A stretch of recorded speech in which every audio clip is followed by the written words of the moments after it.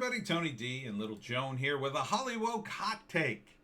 Let's start off with this new site that I just recently discovered, the Hollywood Insider. Didn't really know anything about it. I saw it on a tweet that Netflix had done about Black Lives Matter, and Hollywood Insider was like cheering it on. So I thought, oh, here's like a woke Hollywood reporter type website. So I went there, and to me, it's not so much woke as it is just pretty shameless in the way it shills things. So, it is woke, but I think it's only woke because that's what's sort of popular now. That would be my guess, my opinion, but, not a whole lot going on. I went over here to see if they would talk about comedy because I wanted to do a piece on comedy. But not much going on here. An analysis of the Great Gatsby and the hollow American dream. I mean, I don't really get that. The case of being born black in the American South, Black People Edition. That sounds pretty woke. This one I thought was funny. A tribute to Chris Evans, the rise and journey of America's sweetheart and all-around good human. That's another sign that that's pretty woke. Pretty woke thing. Because, Chris Evans himself is like super ultra woke. But here's the most hilarious one. What a Rotten Tomatoes rating really means. Are aggregate reviews reliable? I think the entire website isn't reliable because it's owned by one of the studios now. I forget which one. Number one. And number two, they rated Drag Me to Hell, and I always mention this, at like over 95% at one point, and it's just not that high. I like Sam Raimi, but Drag Me to Hell was not that good. It was about 60 minutes too long. Should have just been a Twilight Zone episode, and I think it was. And they rated it so high. I just don't get it. But Sam Raimi has his following. I like Sam Raimi a lot. I like his movies. Except that one wasn't even that it was bad. It just isn't like a 95% movie. It's just not to me. Just not. But speaking of bad movies, Wonder Woman. The Hollywood Reporter's talking about where Wonder Woman 3 could go. Well, I have one place for it. Apparently the dustbin, because man, everyone I've talked to who's seen this movie just say it's unwatchable.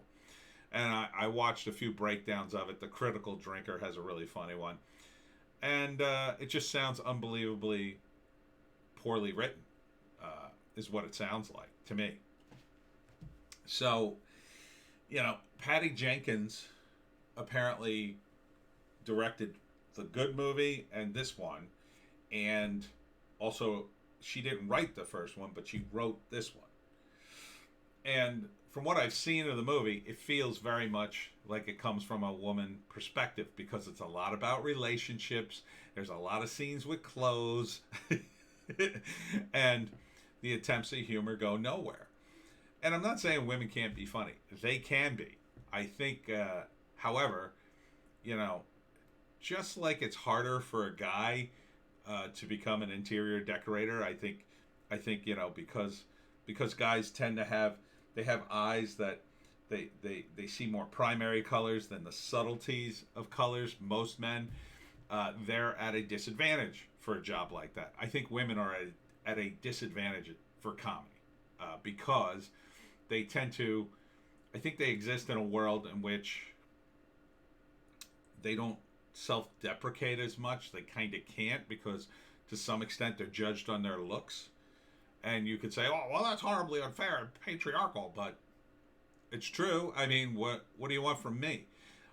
They didn't hire a fat Wonder Woman, and there's a reason for that. Number one, Wonder Woman's not fat. Number two, people don't want to see fat Wonder Woman. They just don't. They want to see Gal Gadot, and she's beautiful. But look, some people are just not screenwriters. But in Hollywood, ego is everything, and money and name is everything too. And there are a lot of people who they overstep because they think they can do everything. And I'm guilty of that too in my own stuff. I mean, I probably think I can act and sing better than I can. But over the years, I've kind of gotten into my groove, what exactly I can do, and for me, I'm better as the writer. I'm definitely good at that. For some people, they're better at acting or singing or directing or whatever. Um, directing's really tough. It takes a lot. It's not that she didn't put together a movie. It's just that she didn't follow a good plan. It's kind of like, again, I always say the script is like the blueprints for a house, and the house is the movie. Okay? So if you have a bad house plan, it doesn't matter if you follow it perfectly, the house is going to fall over, or it'll be cold and drafty, or it'll not have any windows or doors. So, yeah, it's a shame, but because this is a female protagonist, and because we live in the woke world now, they're already trying to greenlight Wonder Woman 3. And why would you? Why would you after this pretty much a disaster of a movie? I mean, literally, it's being panned by everyone. I've yet to see anybody, except Hollywood Insider, say, oh, great movie. I don't think they said it was a great movie, but they seemed to like it. And, and they even point out, or Critical Drinker points out, that this movie contradicts information that was in Justice League, which also had the Wonder Woman, Gal Gadot. I mean, they can't make it consistent, and it's so easy to do. It's so easy to make a movie consistent. I mean, you literally just need a few lines of dialogue, right? So in the Justice League, apparently another movie I don't want to say, I'm just sick of giving Hollywood my money. I won't give my money if I know the movie's a dud. Why am I going to go see it? Anyhow, in Justice League, Wonder Woman talks about having to leave the world of man for like 100 years before she came back. So how do you rectify that with Wonder Woman 1984? Well, there's a real easy way to do that. You have her come back, and either at the end of the movie she forgets, or she spends the entire movie hiding herself. So you basically explain it. Well, Wonder Woman didn't want anybody to know she had come back in the 80s or whatever. Another thing Critical Drinker points out is they don't bother to explain how Diana Prince changes her identity over 100 years or over 80 years or whatever it was. She's still the same age because she's an immortal, or age is very slow. It's a very simple. I mean, they did, and he points out they did it in Highlander. It doesn't take much, and in fact, that was one of the interesting things about Highlander, when somebody goes through his effects and he has old IDs and pictures. I mean, that's he basically keeps coming back as his own son year after year. Diana Prince could have done something similar. It would have been neat. Would have been cool. But they didn't bother to do any of that, apparently. I don't know. I didn't see the movie. I'm not giving them my money or my time now, because I hear it's just a absolute train wreck. Oh, this didn't. Oh man, I put this in the queue. This is a Daily Mail article. Let me see if I can find it again. Hold on. I believe I still got it. Yeah, here it is. I have to go to the Daily Mail article. Jeez. All right. Well, I'll just shut that off. Frankie Boyle. For those of you who don't know, I was just watching the Lotus Eaters about this, and it reminded me of the comedians here, especially Stephen Colbert.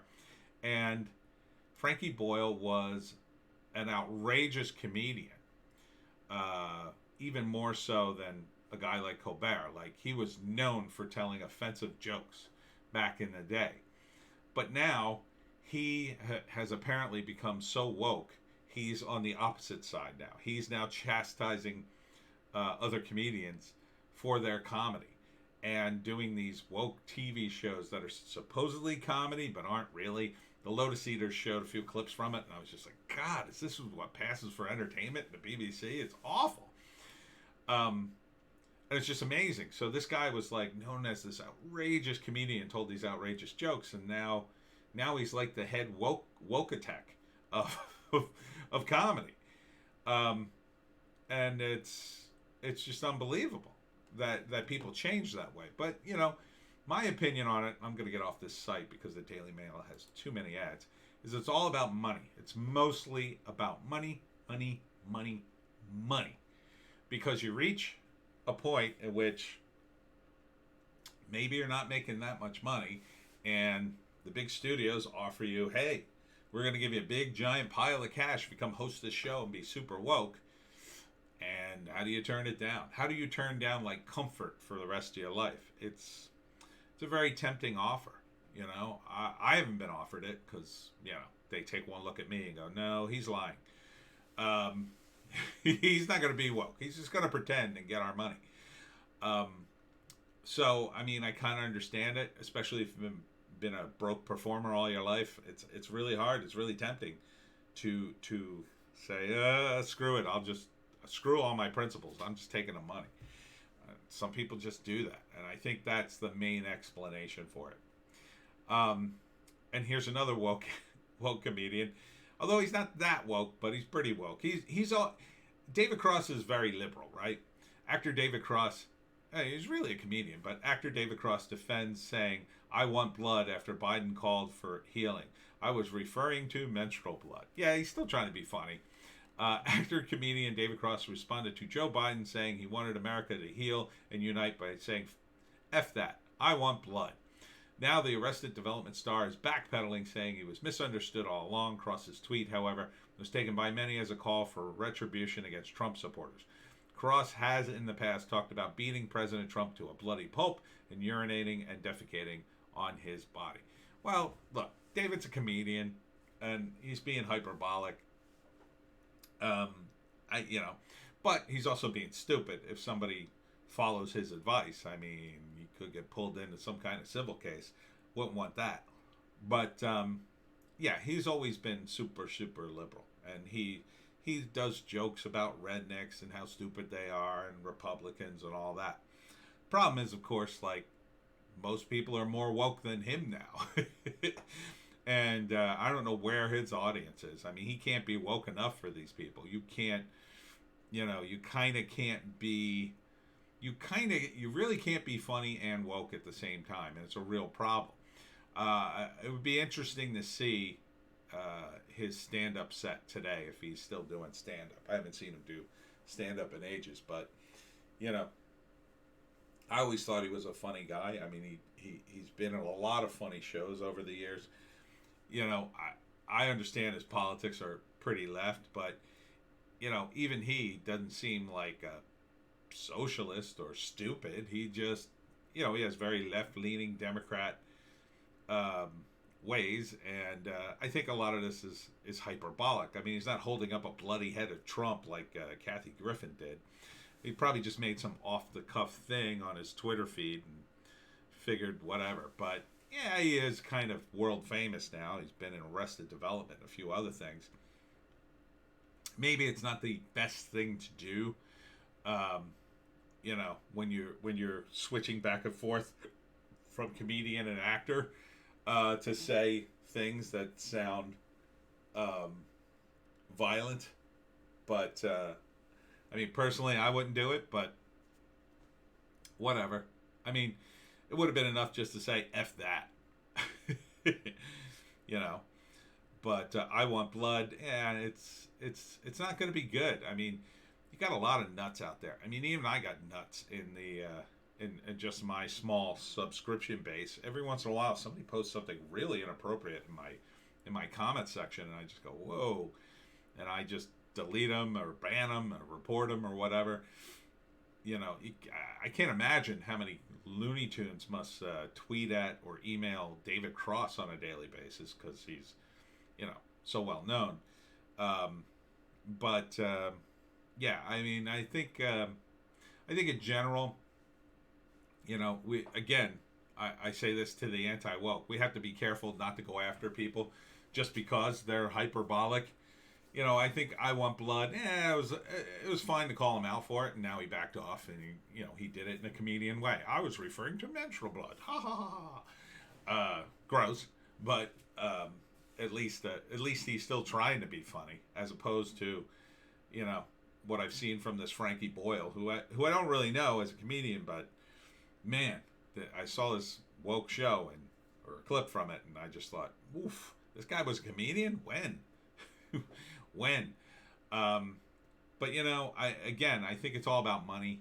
I think it's really tough. I mean, people aren't in that position, but imagine someone comes to you and they say, "Listen, we want you to be in this movie, but you're going to have to play, you know, a person who's completely the opposite of you."